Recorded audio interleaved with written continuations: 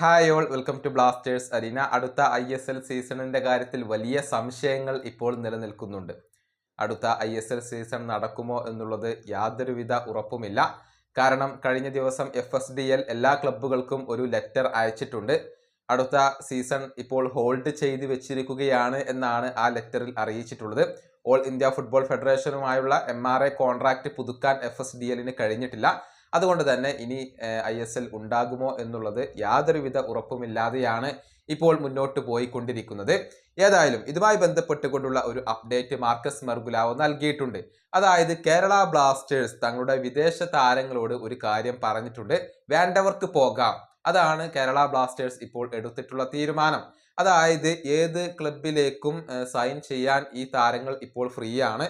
അതായത് കേരള ബ്ലാസ്റ്റേഴ്സ് തടസ്സം നിൽക്കില്ല.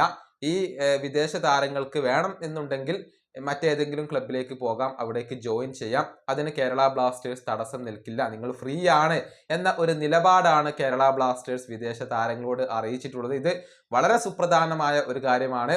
ഇനിയിപ്പോൾ കേവലം 3 വിദേശ താരങ്ങൾ മാത്രമാണ് കേരള ബ്ലാസ്റ്റേഴ്സിനകത്തുള്ളത്.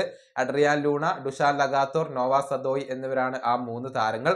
ഈ താരങ്ങൾ ആരെ വേണമെങ്കിലും നഷ്ടപ്പെടാനുള്ള ഒരു സാധ്യത ഇവിടെ തെളിഞ്ഞു കാണുന്നുണ്ട്.